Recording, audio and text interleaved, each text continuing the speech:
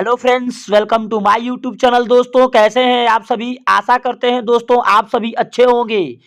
आज के दोस्तों सेशन में बात करने वाले हैं रीजनिंग के मोस्ट इम्पोर्टेंट क्वेश्चन पेपर दोस्तों लेकर आए हैं, जो कई बार परीक्षाओं में पूछा गया है दोस्तों।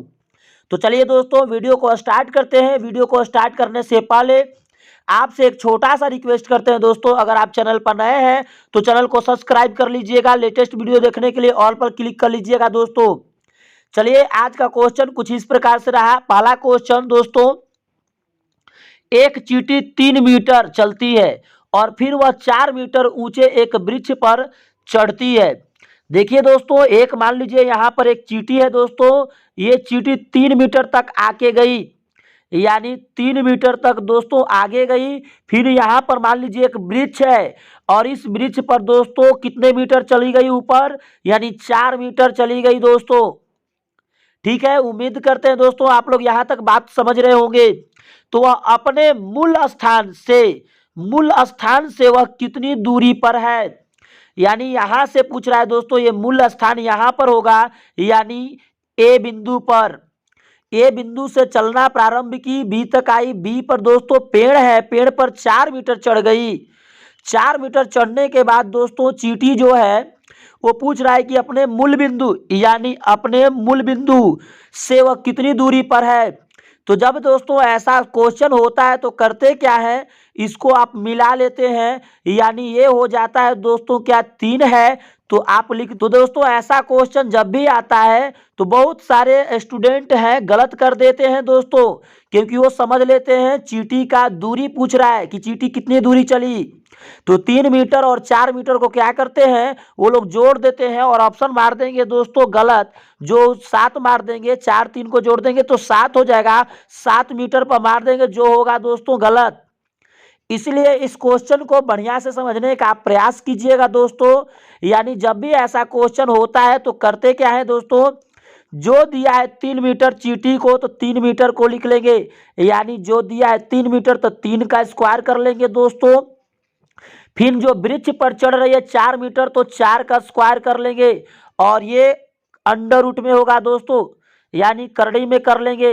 तो चींटी का दूरी हो जाएगा दोस्तों 3 त्रिके 9 और 4 चौके 16, दोनों को दोस्तों जोड़ देंगे तो हो जाएगा 25।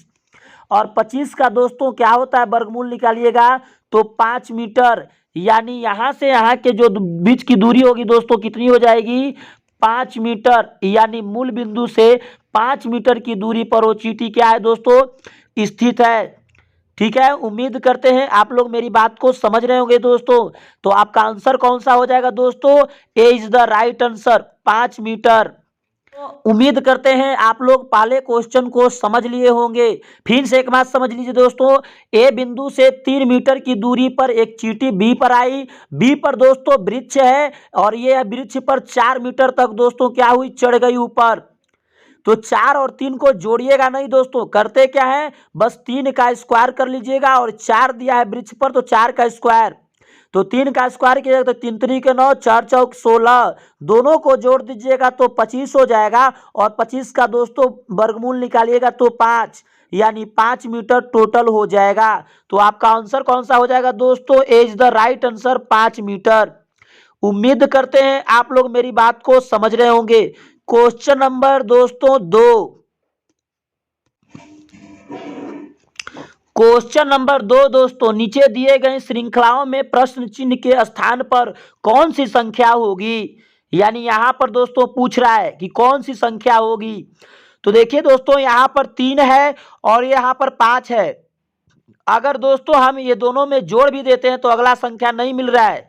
5 में 3 जोड़ दीजिएगा तो दोस्तों 8 हो जाएगा, जबकि यहां पर दिया है क्या दोस्तों 6। तो हम क्या कर लेते हैं दोस्तों, घटाकर भी देख लेते हैं, यानी 5 में अगर हम घटा लेते हैं दोस्तों 3 को तो 2 बच जाएगा, जबकि यहाँ पर दिया ही नहीं है। तो हम लोग क्या सोचेंगे दोस्तों, जब इस तरह का दिया हो क्वेश्चन तो हम लोग एक एक संख्या को छोड़कर लिखते हैं दोस्तों। यानी यहाँ पर 3 है तो यहाँ पर देखिए दोस्तों 3 में 2 का गुणा कर दीजिएगा तो 3 दूना के क्या हो जाएगा दोस्तों 6। 6 में दोस्तों 2 का गुणा कर दीजिएगा तो क्या हो जाएगा दोस्तों 12।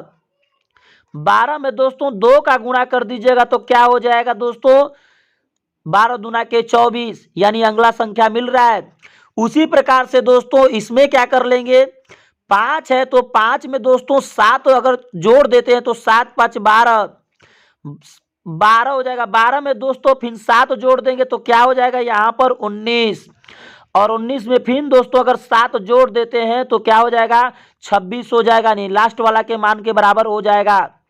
तो आपका दोस्तों लास्ट वाला मान आपका सीरीज में आ रहा है, इसका मतलब वाट के जगह पर हो जाएगा दोस्तों 19, यानी आपका आंसर हो जाएगा कौन सा दोस्तों, तो आपका आंसर हो जाएगा ए इज द राइट आंसर, 19 हो जाएगा दोस्तों। उम्मीद करते हैं आप लोग मेरी बात को समझ रहे होंगे दोस्तों। मेरी बात समझ में आए तो एक प्यारा सा लाइक कर दीजिएगा, चैनल को सब्सक्राइब कर दीजिएगा लेटेस्ट वीडियो देखने के लिए दोस्तों। क्वेश्चन नंबर 3, क्वेश्चन नंबर दोस्तों 3, नीचे दिए गए प्रश्न का सही वेन आरेख बताएं। दोस्तों यहां पर घोड़ा दिया है, बंदर दिया है और बाघ दिया है दोस्तों, यानी तीनों दोस्तों जंगली जानवर नहीं है।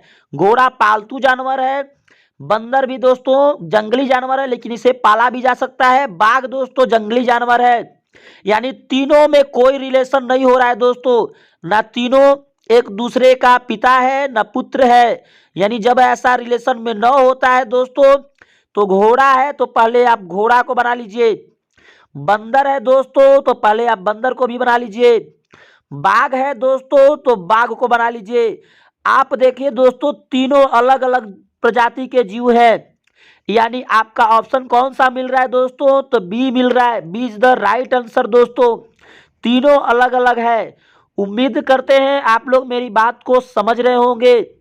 फिर से एक बार समझ लीजिए दोस्तों, ये घोड़ा है तो घोड़ा अलग प्रजाति के जीव है, बंदर भी दोस्तों अलग प्रजाति के जीव है, बाघ जो है वो भी अलग प्रजाति के जीव है। तो देखिए दोस्तों ये घोड़ा हो गया, ठीक है, ये दोस्तों बंदर हो गया और ये जो है बाघ हो गया। तो तीनों अलग अलग प्रजाति के हैं इसलिए मैंने 3 गोला बनाया दोस्तों, तीनों अलग अलग प्रजाति के हैं तो 3 गोला बनाया है दोस्तों। यानी जब ऑप्शन आप देखिएगा 3 गो कौन सा गोला कहां पर दिया है दोस्तों अलग अलग, तो ऑप्शन बी में दिया है, तो आपका ऑप्शन हो जाएगा B is the right answer. उम्मीद करते हैं यहां तक आपको बात समझ में आ रही होगी। क्वेश्चन नंबर दोस्तों 4, क्वेश्चन नंबर दोस्तों 4, नीचे दिए गए श्रृंखला में अगला संख्या क्या होगा। तो दोस्तों देखिए यहाँ पर 5 है, 8 है, 9 है, 6 है, 5 है, 4 है, 2 है, 3 है और 7 है। इसी तरह से दोस्तों यही वाला संख्या को यहाँ पर भी देखिए ध्यान से लिखा है, बस यहाँ पर 5 को काट दिया है, यानी पहली संख्याओं में दूसरी संख्याओं को लिखने के लिए दोस्तों 5 को केवल काट दिया है। फिर इस संख्या को लिखने के लिए दोस्तों इस वाले यानी 7 को काट कर यही संख्या लिखा है। तो ध्यान से समझने का प्रयास कीजिएगा दोस्तों, यानी अगला संख्या को एक बार पहले काटा तो दूसरा लिखा, दूसरा संख्या को एक बार लास्ट वाला को काटा है दोस्तों तो फिर तीसरा लिख दिया, तीसरा वाला यहाँ पर दोस्तों दूसरा वाले को अगर पहला को काटेगा तो फिर दोस्तों यहाँ पर चौथा संख्या को लिखा है।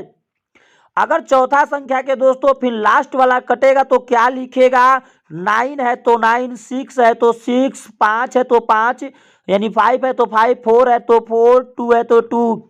आप ऑप्शन में देखिएगा दोस्तों कौन सा ऑप्शन में मिलेगा, यानी आपका ऑप्शन हो जाएगा D is the right answer दोस्तों।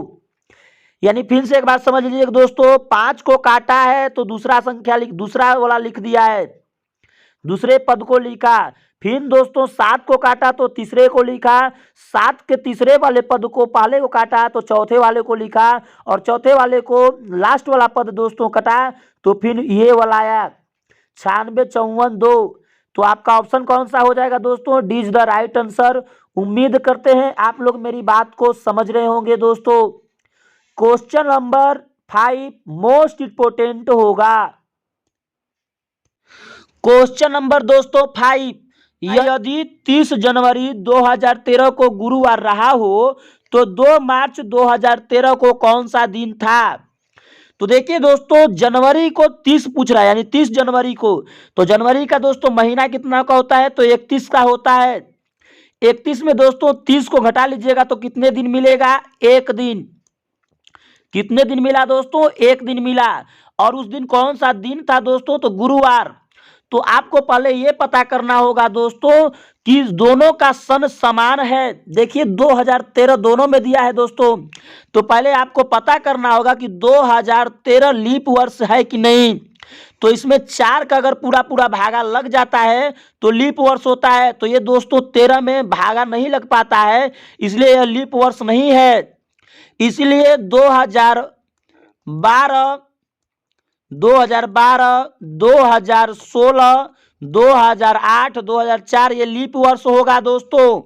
तो लीप वर्ष में महीना जो होते हैं फरवरी का वो 29 का होती है, और लीप वर्ष नहीं होता है तो उसमें महीना फरवरी का दोस्तों 28 दिन का होती है। उम्मीद करते हैं यहाँ तक आपको बात पता होगा दोस्तों। पूछ रहा है कि एक दिन इसमें हो गया, तो देखिए जनवरी के बाद दोस्तों क्या आएगा? जनवरी के बाद क्या आता है? फरवरी आता है। फरवरी के बाद दोस्तों क्या आएगा? मार्च आएगा। तो जनवरी का एक दिन मिल गया प्लस फरवरी, लीप वर्ष है ही नहीं तो 28 दिन लिखिएगा, प्लस मार्च में कितने मार्च दोस्तों? 2 मार्च, इसलिए 2 मार्च लिख दीजिएगा। सबको जोड़ लीजिएगा तो दोस्तों टोटल दिन 31 हो गया। तो 31 में 7 का भागा दीजिएगा, क्योंकि दोस्तों एक सप्ताह में 7 दिन होता है, इसे दिन में निकाला जाएगा। तो 7 चौके 28, 7 गुणे 4 प्लस शेषफल दोस्तों हो जाएगा 3। कितना हो जाएगा दोस्तों?